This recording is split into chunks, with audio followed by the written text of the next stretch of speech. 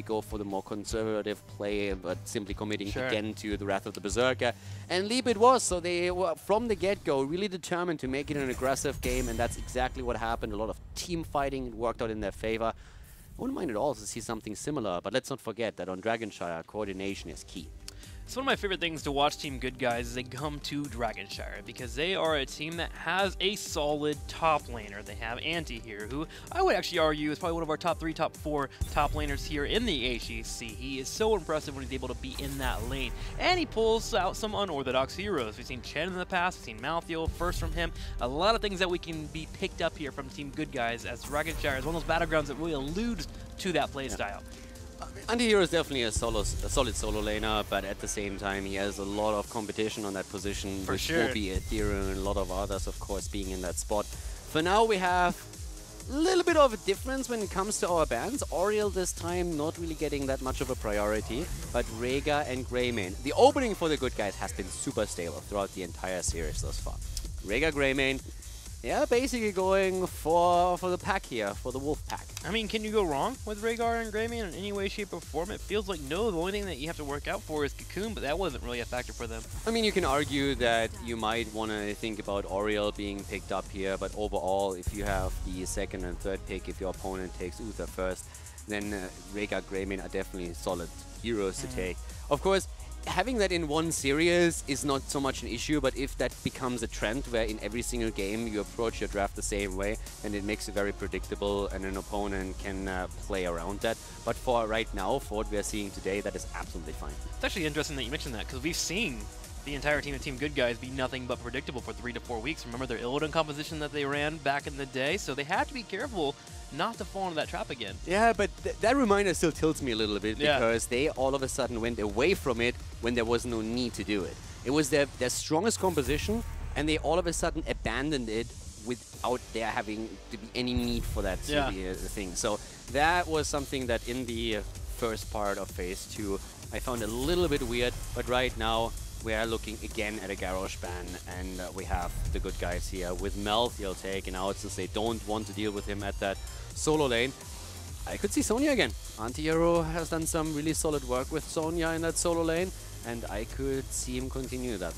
Especially with Dahaka and Malthael being manned down, not many choices for her to fall against. You would have to gank that lane, and right now Trick Esports is wanting to stay a little on the clumped up side. They have Avatar on the right, they have Uther and Vala, which those two will be together, so they really can't afford to split somebody off if Team Good Guys drafts a proper wave clear, which is already here with Rhaegar and Greymane. Now, there's a couple of heroes, of course, that for the solo lane you can still consider. Leoric being one of them. We have on this map, more so than on others, seen Chen become also a problem. There's a few things that you can definitely throw in if you want to. But for now, let's see how the Good Guys are going to play this. We still need them. Greymane is a little bit of a flexible hero for them. Ah, nice, Illidan. So Greymane is a hero that we have seen from Zay, and we have also seen it from Raid Boss. Now that they have Zul in the mix, they can rotate Greymane over to Zay. They can put Raid Boss on Zul. Antihero is going to play Illidan, and then on the last slot they're going to wait for a hero that BKB can play. That could be Muradin again if they want to be aggressive with Bone Prison and also Storm Bolts. But we of course have them with a variety of heroes. Even Anubarak is still a potential pick here. Arthas is going to be the pickup. Great just for fighting against Illidan in particular, but a top laner that you can definitely pull off. And Brightwing will be the final pickup for Esports. Double support, a little bit of global power. Yeah, not only double support Abathur. So really heavily committing to this now. And I don't know, like I like the global aspect of it. I'm a bit worried on the other hand. Like, Abathur and Brightwing can jump on any lane and really help out. The one problem that I have with this is, I think in team fights, they are heavily dependent on the clone. Yeah. So, in my mind, they have a lot of tools against Illidan. That's what I like. They have Uther for stuns, they have also Brightwing available for polymorph. But I think that around team fights, they will have to put a lot of emphasis on their timings with the clone, and I wonder what's going to happen here if the Good Guys are simply backing off a fight, or attempt to, once that the clone has been committed to. Johanna works actually in that setup really well, and then simply rejoin the battle after the clone has expired. I'm really wondering if the damage output that we have on the side of Trick is then still going to be enough.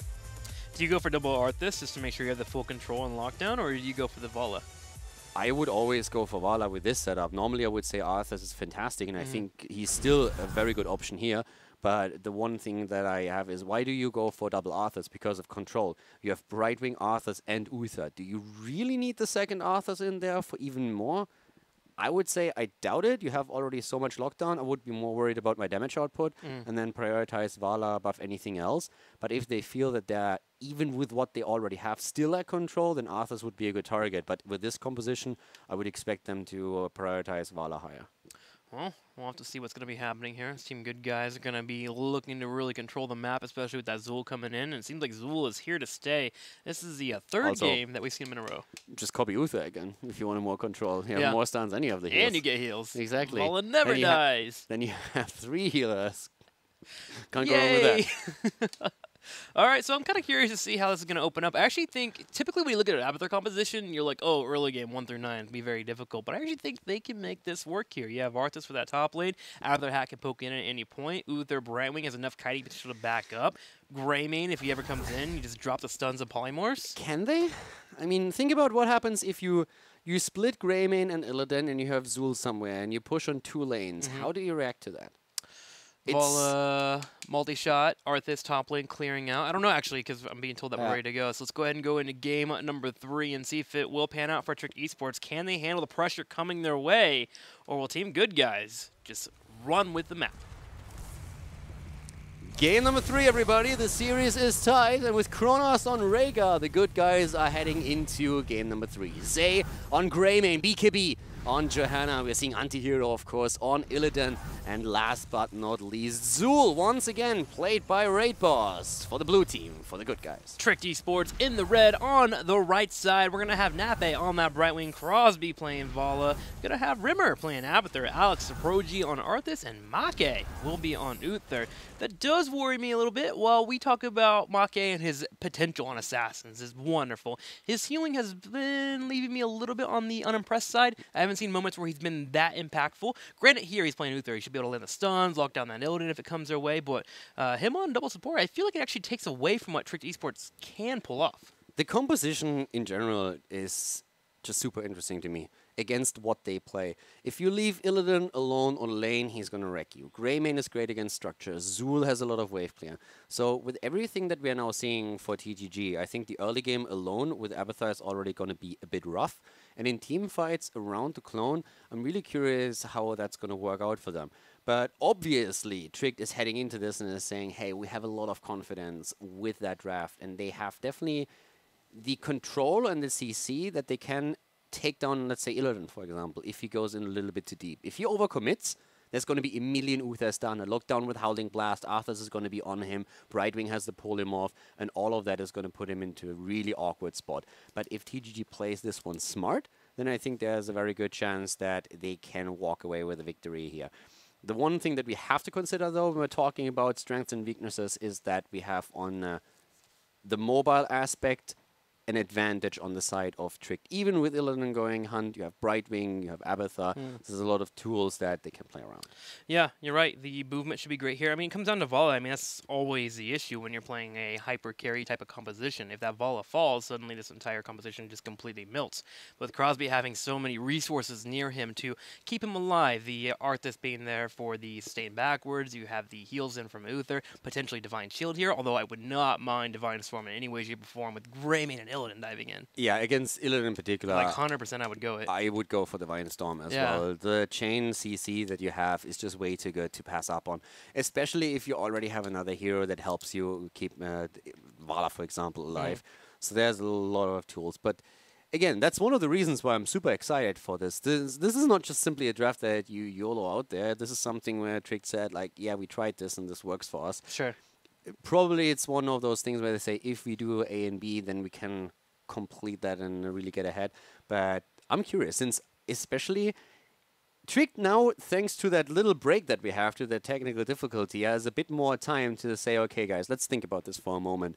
How do we split our lanes? How do we approach this right now? Can we out-push them in the early game because our opponent is playing with an Abathar here? And if they find a good setup on the lanes, I think they can do a lot of damage here. I mean, they really can. I mean, There's even a statement where you could just push in the bottom lane and just put Zul between middle and top. We've seen that in the past from older compositions, and they're able to soak just enough because there's no major counter push coming in from your opponent. So, yeah, let's see the laning phase is going to have to pan out for our teams because it's going to be a bit on the interesting side, and that's always exciting to see different strategies being pulled in and how exactly people want to handle a battleground. Yeah, especially since there are too many heroes that you can't leave alone. You can't ignore Azul for the entire time. You can't ignore an Illidan in this situation. So that's one of the things that I'm personally a little bit worried about. But Trick has to react to it, and we are actually ready, so we're going to jump into the game again. Ladies and gentlemen, game number 3. We find ourselves on Dragonshire. The series, as we mentioned before, is currently tied. The good guys were able to win on Infernal Shrines, our second map.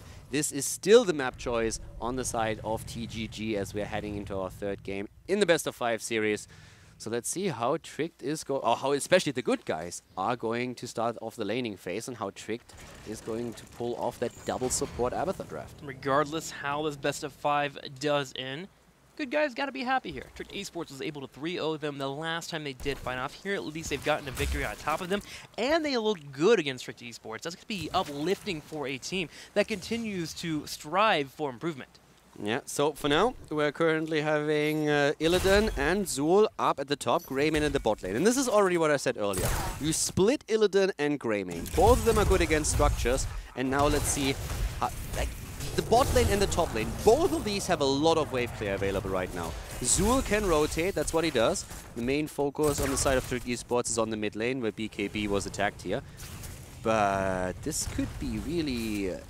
this could be rough in the early game for Trick. I expect them to lose a few towers here for sure. Well, one turret is already down. More coming eventually here as the next wave of minions will be spawning now for our teams to control. Johanna's job is to sit around in the middle lane, clear out the wave and push forward, keep an eye on their opponents so they can call out to Team Good Guys where to go for the engage.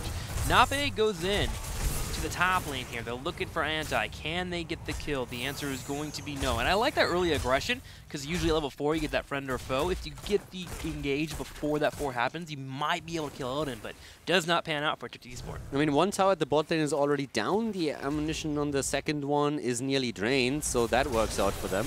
Trick takes the control of the 2 turn-in points. I don't really think that's a problem. At this point, the good guys are more thinking about pushing out the lanes than anything else. So they're not necessarily fighting hard for the objective. They're just trying to win the wave clear battle. And they're very well aware that there's absolutely no way for Trick to claim a Dragonite unless they make a mistake. Which we have Ante maybe in trouble here, as Arthas with an Abathur hat is enough to get a kill. And actually, Trick is starting to push them back here already. So that starts to become a little bit annoying. So far, still, from a structural point of view, they're fine, but the earlier level 4 for Trick. Now we have the same achieved for the good guys. But up at the top lane, Raid Boss is now the one that Alex has an eye on. And keep in mind that in the solo lane, with an Abathur, it's always awkward, since your opponent's team can immediately just hat the target, and then you'll find yourself in a weird spot. But Trick is actually getting a lot more value here early on than I expected. Yeah, they seem willing to forfeit the middle lane and allow for turrets to be pushed in because they understand that typically you're not going to win the game by taking a dragon and pushing in the middle lane. Usually go to the bottom, try to break it open. So they allow Abathur to sit in the middle and soak, and instead they put their 3-man on the bottom just to answer back their opponents by grabbing their own turrets. And so far, it's panning out very well for Trick Esports. They're already 5 levels away from hitting level 10. Yeah, they're actually doing quite well here with that bot lane, destroying the fountain and now starting the rotation into mid. And they sneak a Dragonite in. Alex just walks in from the back and just snipes the Dragonite, and now even punts Raid Boss into tower range for seconds. Only 1 shot fired. It's most likely not going to fall. But apparently they didn't realize that Alex was rotating down, and they didn't expect someone to sneak a Dragonite in from behind. Team Good Guys surprising us in game number 2 and surprising me in game number 3, but not in such a positive manner here.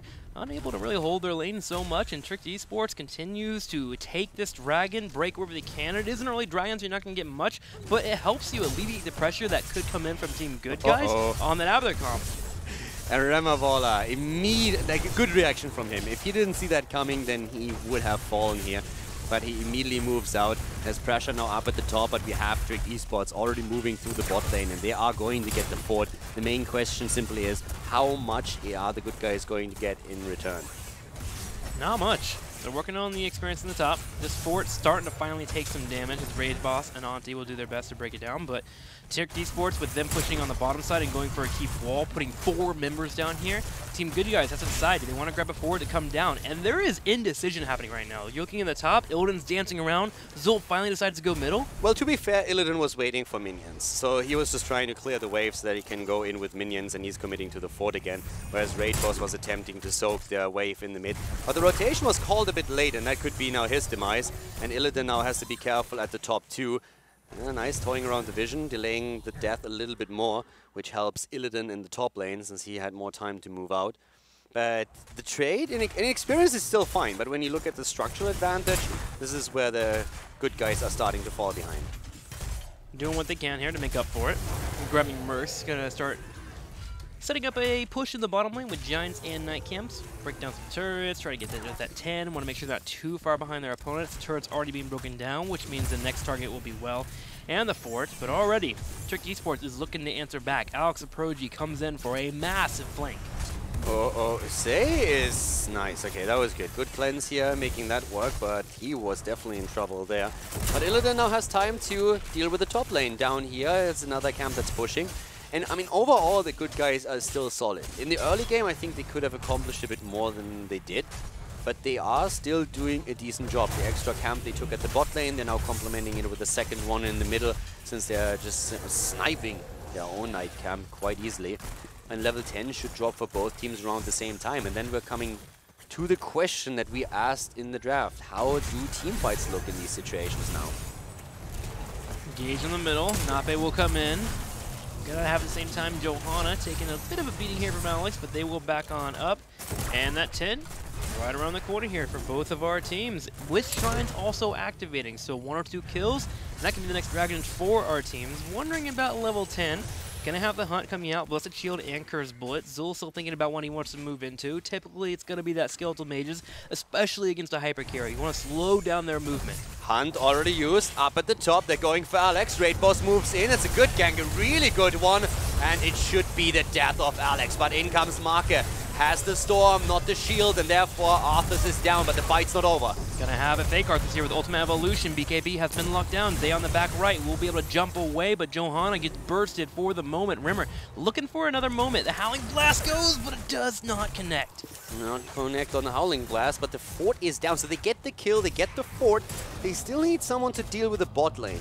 It can be Illidan once that he has a cooldown back, but they're going in again, and a lot of cooldowns have been committed, and that's in favor of the good guys. They're jumping in, they get Bala, and this is exactly the problem if you do not have that copy up again. Illidan goes a little bit too deep, and Antihero might be in trouble, but can use the friend or foe to jump out again. Dives his teammate. Meanwhile, bottom lane, Trick Esports is going to get that keep wall opened up from the Giants they grabbed earlier, so that is some good news for them. However, Volley being down for 5 more seconds does give Team Good Guys the chance to go ahead and try and take a breather here and reset up on the map. BKB clearing out the bottom, Zul and Illidan pushing in the middle. Want to make some movement towards that bottom shrine at some point, start moving in for the Dragon, but for now, with Illidan on the field, they can still float around and wait for the Hunt to come up. Now, one of the things that I want to point out that we haven't really touched upon yet is the build on Abathar, going heavily into the toxic nests, and that can be extremely annoying with the many rotations that you're trying to execute on this map, especially for Illidan. We just saw him slowed down and taking damage from the nests. And as long as Abathar plays this well, he can be a big nuisance in all these situations. So it's really annoying. Not only do you grant your team vision, but at the same time, you also, of course, make it so much slower. Here comes the Hunt, already cleansed. Cleanse on the side of Anti too. Divine Storm has been used. Raid Boss is still extremely low and might fall here. And indeed does. It is the double Arthas that they're committing to. Again, not afraid of lacking damage, and they are able to create so much space for Vala that they get easily damage pushed out. Yep, Vala dropped down the multi-shot, moves straight into the strafe, and with an Emerald Wind being used, there's no risk of it being shut down. Anti gonna take a chance here to move in for a fight while Make gets low. He brings up the self-heal. Nape wants to come in and help out his teammate, but may get caught in the rotation. Johanna bringing out the BKB, gonna be helping out with that Condemn. But you can really see how these team fights are going. Tricked moves in with a copy, tries to get the kill. And even when that kill happens, the good guys are willing to recommit to the fight after the copy is down. Abathar can still help out, still provides value, but the good guys are not afraid to look for these fights. So if they can actually move out of a battle when the copy is not up and then recommit later, that would be fantastic for them. BKB's in a lot of trouble. He already used his Iron Skin. He needs to cleanse, and there it is. He might still fall, has his Laws of Soap active, but the strafe commits, and this is the last multi-shot that takes him apart. Illidan was not part of the fight here. Early level 13 for Trick as a result to that kill. Big flank there from Alex Proji and a good stun there from Maka to set up that entire kill duration. Howling Blast coming in, and the cleanse even being used by Rhaegar and a Blessed Shield. Team Good Guys going to be hurting on that as I have to wait for 30 seconds for the Blessed Shield to be back up. I still have to say that I think if the Good Guys get their coordination together for the later stages, especially as the game progresses, I would say they have a really good shot at taking the team fights. They've already shown that potential several times, and talents like the 13 on Rhaegar with the Earth and Shield are going to help a lot with it. So I'm really... If they coordinate the fights a bit better, just a tiny bit, I'm really liking their chances to win team fights later on. Well, we'll see if the fights will break out for them. As Vala and crew come in, Nape will use the Emerald Wind, knocking back targets on the top left. Auntie does find the Brightwing, but with Maka on the side, he's going to have to back on out. Crosby has picked up Temper by Discipline, by the way, at level 13, which does indicate that Trick Esports does want to go in for these sustained team fights. With some good blockage here from Alex Proji, they do get the Dragon. The Dragon is down, but so is Vala. Vala eliminated, and this is the problem. The copy is down, and all of a sudden they're on the retreat. Even though they got the Dragonite, they find themselves in trouble, and they won't get a lot of value out of it. There is a camp at the bot lane that still has to be a concern on the side of the Good Guys. But we see it again. The copy falls and immediately all hell breaks loose for Trick. So they have strong team fights as long as the copy is part of the equation. As soon as it drops, we see especially Illidan recommitting with Greymane. And that's really the big issue here. So both of these teams have a cool approach to the team fight, but it's extreme, like there's small time frames in which they really excel. One does have to wonder if the ultimate evolution is to be used in the Vala, will those fights go a little bit more in favor of Trick Esports? We keep seeing the Arthurs, which is good. They actually used it on Vala in the last. Did they? Good. Well, still not fully paying off for them. Trick Esports and crew 15-14 as Team Good Guys is ahead, and they are defending this Dragon well. Here comes the hunt as Alex Proji will be the target. Auntie immediately does back on up as BKB is doing his best to clear for his team. There's again the double Arthurs. They're going in. Raid boss drops the ult, moves out. The Dragonite still is going to get some value. I thought might fall. Experience looking good. They try to burn the copy, and now they can try to re-engage, and that's exactly what they're doing. The copy is down in the immediate fight already. Divine the Storm. lockdown, and this is the stun comp that we talked about. It drops Illidan, and that is a stop to the fight immediately. Crosby, by the way, with basically negative hit points walking out of that. Barely getting away, even with the double healers. Remember, Vala is quite a target as she gets quite low on health. Squishy to explain her health pool, and it gets low there from the cocktail coming in. Will be able to survive just barely. Alex Proji comes in with Nape dropping down the peekaboo. Should be able to see if their opponents are going to be pushing on in. But Crosby, now healthy, is not afraid of fighting. He moves on in, and Trick Esports will take the Giants. Yeah, the real big thing is that you need to keep Illidan alive, because he is going to be the priority target for the disables, and then the Ancestral has to be on point there so that you can keep him alive. So you always have to make sure that, first of all, Rhaegar isn't polymorphed, Rhaegar isn't caught in the stun, he needs to stay back safe and has to have the cooldown ready. And if you keep Illidan alive, then it's a problem for Trick. But this is really just what these teams play around. They play heavily around that copy. And this is one of the cool things about this game at this point, because from a structural perspective, we have them at nearly an identical spot, basically. And from an experience point of view, it's also incredibly close. The 16 has just now been picked up by the Good Guys, and we see Trick Esports just a few experience points away from taking the next talent as well. And they're about to get it here, actually, in the top lane, as they're pushing forward with the Knights. Unaware of where their opponents are at fully, they do pull away when Illidan shows himself and looks a little bit more bold.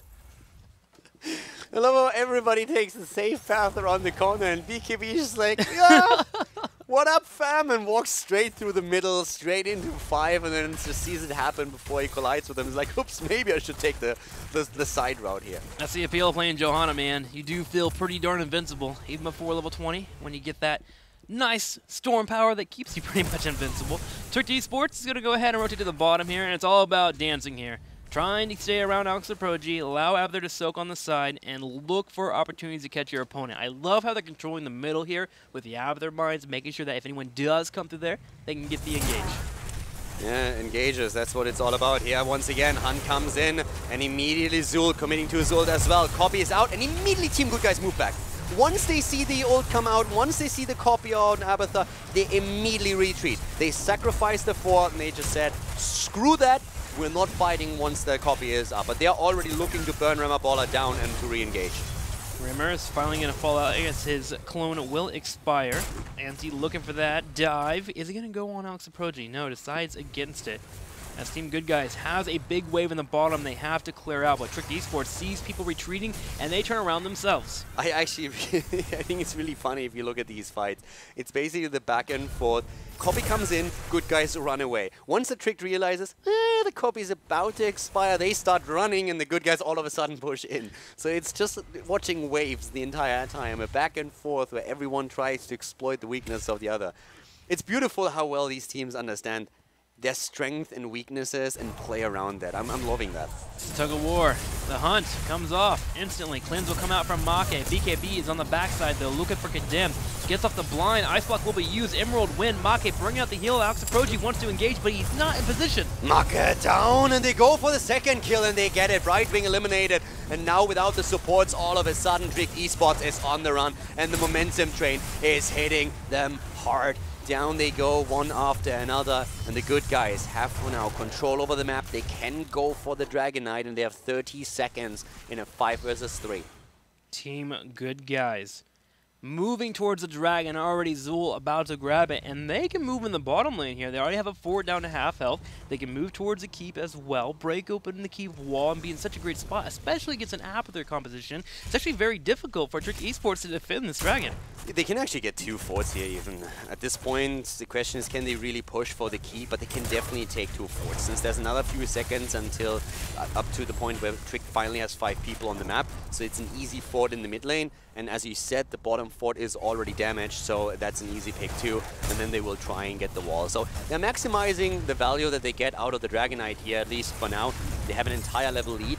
And thanks to them moving into the bot lane, they also take the pressure away from the keep at the bot lane, which is also important. Big experience hike too, as they move towards 19, on their way towards that level 20, well before their opponents. Trick Esports will be able to deter the Dragon away as they use an Ultimate Evolution clone for defense, but Team Good Guys wisely pulls away. Remember, you have a long duration to use that Dragon. You don't have to force a health issue. Do have another engage, but Marcus on the bottom right side. Alex Aproji and crew are thinking this is the way for them to turn around and win a fight, but with the clone expiring, Team Good Guys finally opens up that wall. Yeah, that is always the big issue, the clone expiring. And look at experience now. 1.5 level lead, which is absolutely fantastic for TGG. They had 220, and once that they get the extra talent, they have a big time window that they can use for fights. Trick trying to force a fight here. They want to fight before 20 does hit, but punted away is Arthas. And Trick Esports will not find the engage they want. Illidan goes to the top, soaks up to 20, they grab the Giants, and Team Good Guys sitting pretty here for the next 90 seconds. Yeah, that's what they have to do at this point. So there comes the level 20 any moment now. That's going to be a big lead for them. And then Trick Esports, I actually am a little bit surprised even that they didn't try to take the Siege Giant camp here away from their opponent, but they played it extremely safe. And now they have the 20. And the one thing which I think is going to make it even harder now is that Rhaegar at this point has a Storm Shield. So with that taken, it's so much harder to really kill someone, since the entire idea of Trick is kill a target while we have the copy up, lock, for example, Illidan down with Benediction stuns, with a Polymorph, with a Howling Blast, and with the Storm, with the Divine Storm, and then get a kill. And Rhaegar's 20 is going to make that so much more difficult, especially since we're now also having Bolt of the Storm taken on the side of Illidan. Yeah, that's what's going to point out there. The Illidan having the Bolt of the Storm, that's one more tool to dodge out on that Uther stun coming in. He moves towards you, and you think you don't have the dive to get out, you just bolt away, and that makes it much more even difficult for Trick Esports to get that lockdown. And that is exactly why I think this is going to be difficult. Trick can still pull it off, don't get me wrong. But it's going to be very difficult for them to get all the coordination going, and it's much harder for them to execute their comp now than for the Good Guys, I feel. There's a lot of value at the top lane that was already gotten here, and now in the mid lane we see a very similar scenario as the Good Guys are attempting to push in. Their whole thought process here is really, like, guys, let's try and get some value out of our level 20, and they don't get a keep, which would have been the ideal scenario, but what they do get is a lot of like a lot of control over the map. They push every single wave in, every single lane in, and they're able to take the walls out. So they have a direct access to the keep itself. And of course, with the Dragon Knight, you can then easily take them down and maybe even go for core. I mean, besides a little bit of, as you just mentioned, they also put Trick Esports back in their base, which opened up the spots for them to get the shrines. And now Illidan and Zool can converge on this area and come in for the fight. Team Good Guys playing that quite well. Trick Esports does hit 20, and this is their moment. This is their last stand. Can they stop Team Good Guys from getting the dragon? Vala cleansed already. They're starting to move in. Copy is going to come out any second. There it is. Double Arthurs, and the Good Guys on the retreat. Howling Blast catches two, though. They're still moving away from this. Alex is a bit low, but they're still on the run. Zay can dodge out any moment now.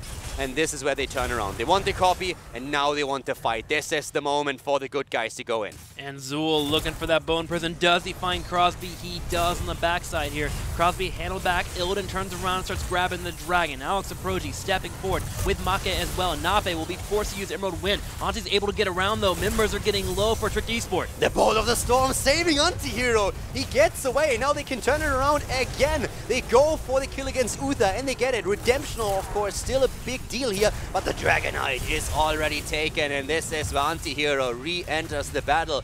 The Good Guys with the momentum now starting to go straight for the keep. Game's not over though. Trick Esports in 10 seconds will have the ultimate evolution. Uther coming back because of redemption. Team Good Guys putting some damage on that keep. It drops down to half health already, getting lower and lower. Trick Esports doing their best to clear out this dragon and get it low so they can't deal with the core. But Alex Aproji gets kicked behind enemy lines. And here comes the copy once again. This is Rema trying to save Alex, and Antihero was distracting the rest of the team as he headed for the core. So it's another copy that is more or less wasted.